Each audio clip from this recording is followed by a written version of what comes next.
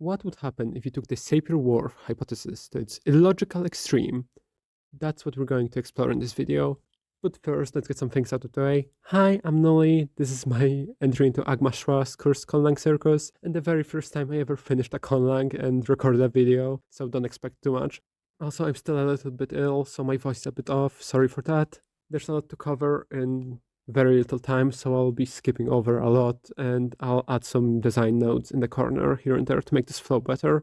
But before we begin, I want to go over the design rules I set for myself. First, every joke feature needs to have some actual function, it needs to fit the concept and the story, and I should also limit the redundancies as much as possible. Pretty simple. And with that, we're ready to begin. Our story begins not with a bang, but with a lecture. A quite boring one at that. As Andrew listens in to the professor, trying his level best to make evolutionary psychology as boring and unappealing as possible, he can barely stay focused after one dry, boring fact about the evolution of communication after another. Until the professor offhandedly mentions the Sapir-Whorf hypothesis. That was a spark that lit a fire in his mind, as it has with many other Conlangers before. His mind reels with possibilities. What if he could come up with a language that made its speakers smarter? And he needed some kind of research topic too. This one seemed revolutionary. He rushed to text George, his best friend. They've been doing basically everything together recently, and he seemed like a great partner for this project. What they were trying to do has been attempted before, and will likely be attempted again. Their approach was unique, however. A language deliberately hard to use that required a ton of planning for even simplest sentences, and that would include scientific concept in its grammar. They hoped it would make spatial reasoning and scientific thinking easier for the speakers, and that's how Nyanya was born. Well, not exactly. That was how Nyanya was conceived. It was born when I decided to play the role of a midwife and Dr. Frankenstein to piece together the language from random scribbled notes, one shitty falling apart notebook written by somebody with no knowledge or regards to linguistics, some text messages, knockoff Adderall because my doctor doesn't want to prescribe me meth, and my own lack of linguistic know-how. With this context, we can now see what we're dealing with. Nyanya is a positional, agglutinative, inflectional neolanguage, and every language starts with a phonology. So our dynamic duo started their research to answer the age-old question, how can you have as a sound inventory? In the end, they decided to basically copy English with a few small changes, like not understanding that English has more than 5 vowels, removing a few sounds and adding some in seemingly at random, and adding a click consonant for some reason. Moving on to phonotactics. There are no phonotactics, nothing in any of the notes. It's not like it matters anyway. Well, we do know a syllable is defined as a vowel with all the consonants before it. Also, no word can have less than 2 syllables, and it's going to become painfully obvious why in a second. Skipping to the part that had actual thought put into it, grammar, starting with nouns. Now, nyanya was built on one principle that will be easier to understand with an example. Each noun in nyanya has a grammatical gender, masculine, feminine, or neuter. They are marked by an affix e. You might be asking, how does one affix cover all the genders? And it's quite simple. It depends on the position. If it's a prefix, suffix, or an interfix. That's why I called nyanya positional. And how exactly did I come up with that genius idea?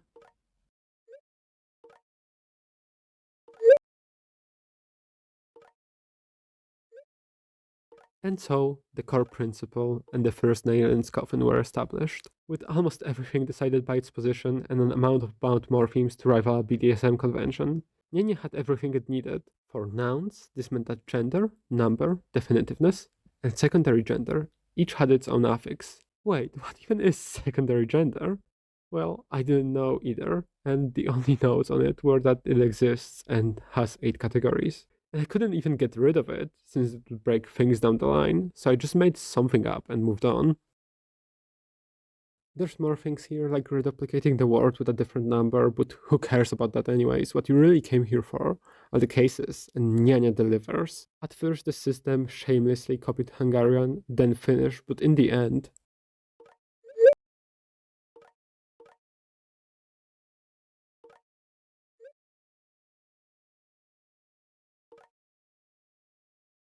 there's 33 noun cases in Nyanya, decided by the position of the affix nya in regards to all the previous affixes. with rules to limit ambiguity. There's also case stacking with a na affix for showing agreement. At this point, you might be tempted to ask, why are there only 32 cases shown? And to that I said, good point. I can't cover them all, but my favorite one is the relative case, which provides a reference frame and it's non-optional when using verbs describing movement. Now, this isn't the end of noun features, but what's left is less important, indicating non-grammatical gender and some modifiers, demonstratives, and measure words. With every noun comes an article. Their base function is creating diminutive, agglutinative, honorific, and despective forms of nouns, and functioning as a determiner. There's 24 articles for each gender combination, because articles must agree with nouns in gender, number, and case. More observant among you might be saying,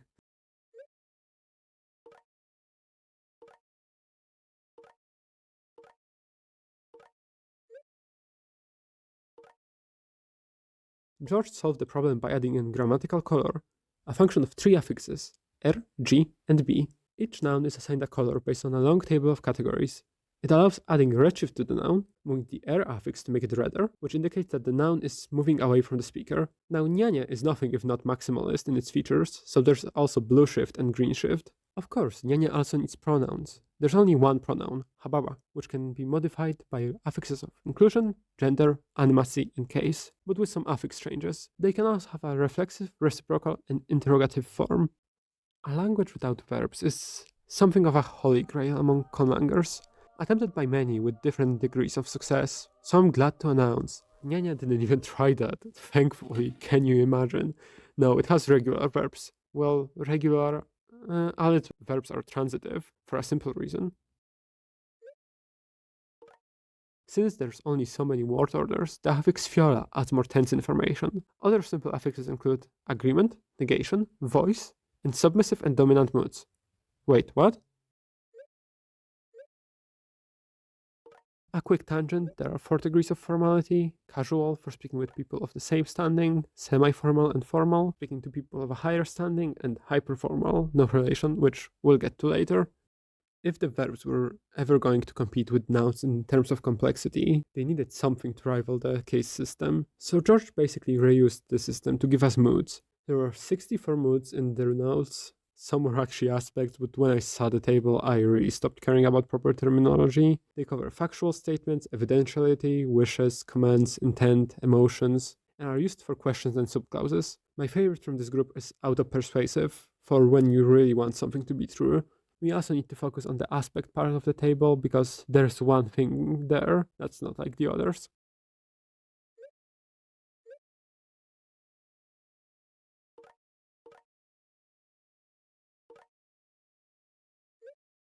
Astrological aspect is a bit of a special case, as it adds extra words and affixes to a sentence which form a 5-part system for essentially passing judgment. Planets mean how a part of life is affected, aspect is how the action of the sentence affects that outcome, house is part of life that is affected, signs are optional modifiers, and the affix P is used to determine the affected person. The mood system only allows one modality per verb, so to add more, you need more verbs. There's always the verb to be, babe, which is declined like the primary verb and then given the extra modality. One last feature here are the direction markers, X, Y, and Z. They can indicate a direction or an area of effect. For the sake of time, we'll cover adjectives and adverbs together. Both have 2 meanings, one before the word they modify and the other after. To explain this, let's look at ipusie, the only color adjective in nyanya. When put after a noun, it means black, but put it before and it means white. They both have their agreements, negations, comparisons, emphasis, and modifiers. I'll put a little extra focus on the last part, because for adjectives, it gets a bit complicated. First, you need to look at the position of affix hua towards other affixes, but there's always some ambiguity which affix is getting modified, and that's where an auxiliary word tiatia, which contains all the modified affixes, comes in.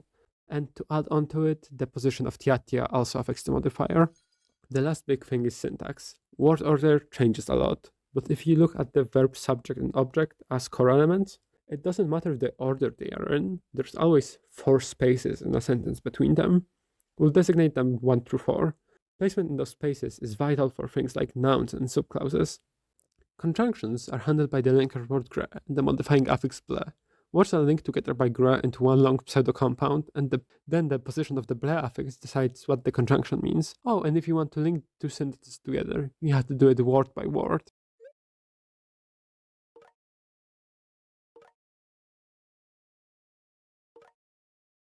Subclauses are formed by taking a sentence, attaching the affix "plu" in the right spot on the verb, subject, and object, and then placing it in the right part of the main clause. A lot of the subclauses need a dummy pronoun, and for that we have the pronoun "do me." The best subclause for me is the succubus clause, which were probably meant as a joke, but I decided to include them anyway because I had trouble filling the big table. There's many more features in ɲaɲa, but since the script is getting kind of long, I'll skip through the more important bits. Starting with one of the numbering systems. Yes, one of. Yeah, technically has 7 of them, one for every day of the week. Well, that was the plan. George only written down 1. I just filled in the rest. And honestly, the call-out numerals are one of my proudest creations, but we don't have the time to cover them, so we'll just cover the main one. It uses base 4 and has 2 digits. Wa meaning 1 and a, which separates the positions of digits. Higher digits work like tally marks, with wawa being 2 and wawawa being 3. Now adding the fun part, each even number must be written as a sum of 2 primes. That's why I called this system Goldbach's base 4 with base 1 digits. You might have noticed at the beginning there I said technically 7. That's because each numbering system has its hyperformal variant. For this one, it's basically the same, but it uses base 2i.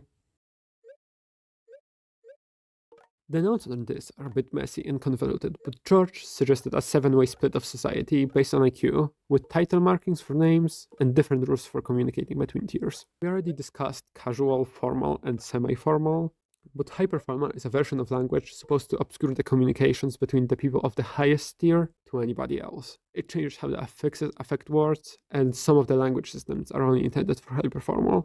Following that, we have to go back to the numbering system for a second, because it's clear to see it needs some form of addition. That's where boingba comes in. Boingba can be modified by the t and rho affixes to take on different mathematical functions, which can be used as numerals and even for word derivations.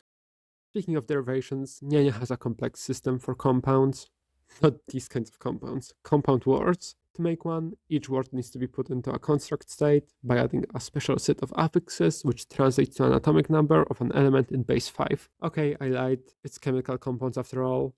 The types of elements and bonds allow for different meanings.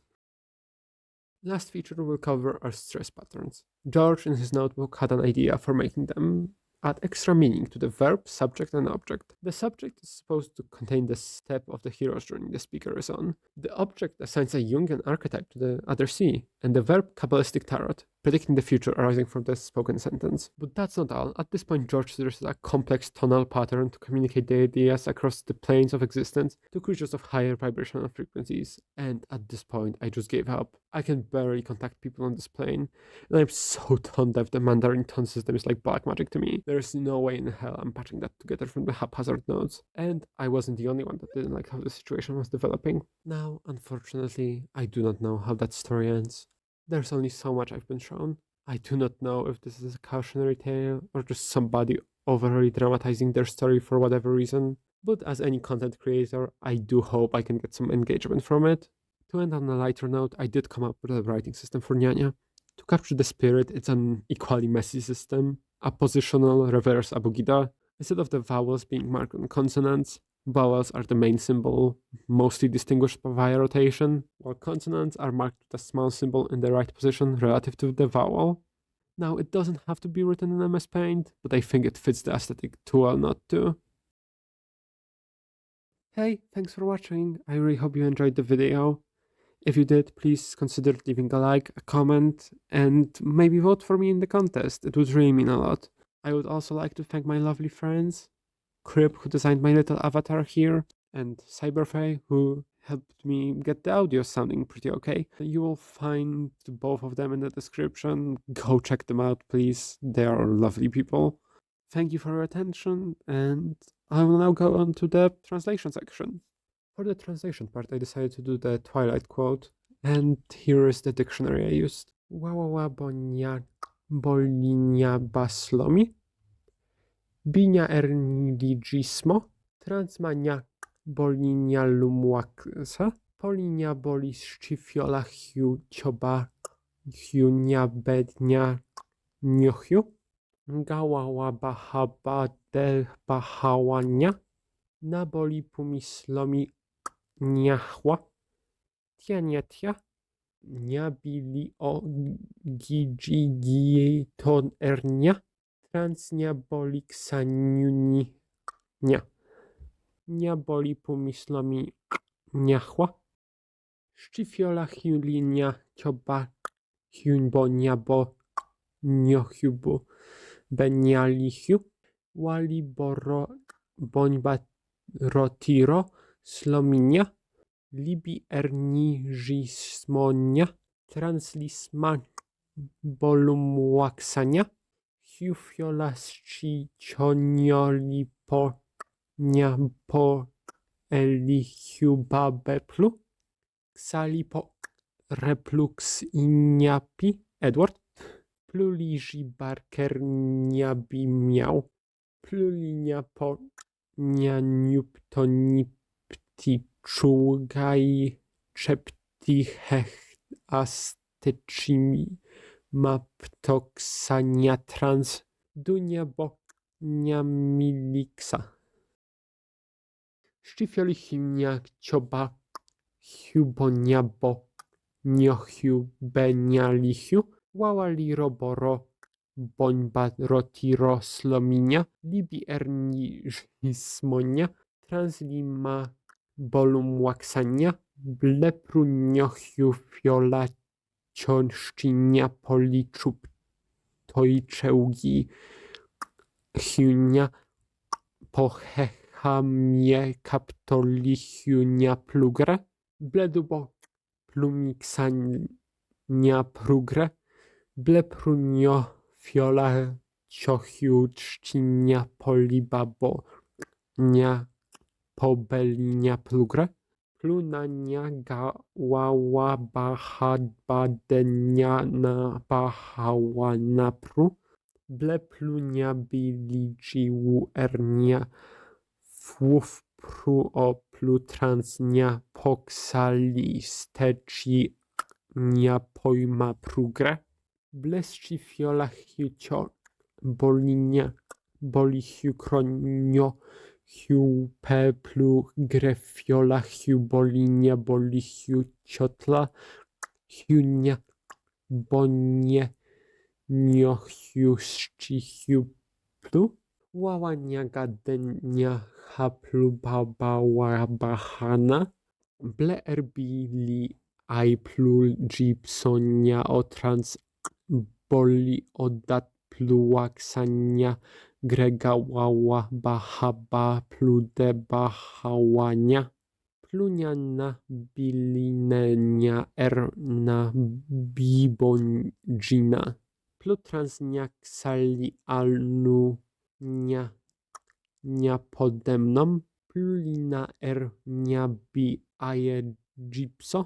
Plutransna nia ksabolina nia odatłaskese. Blepluda gada dnia dałała nia hababa nia bahagre. Plutransbolini nia bomroksa nia oplu ubeli nia binidzi nia smo.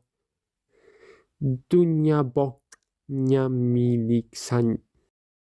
Nia cioba hiubonia bo niohiu benialihiu. Wałali roboro bońba rotiro slominia.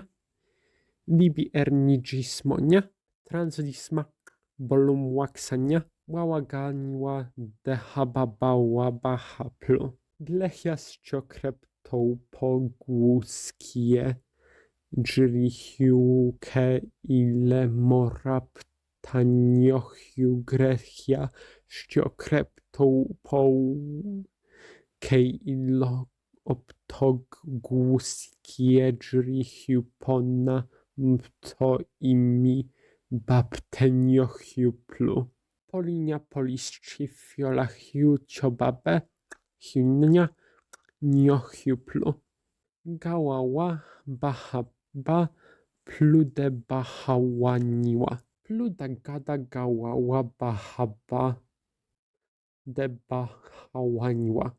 Niali ernidża bi upaldzilo plu. Nali plu nisabołała kniaplu.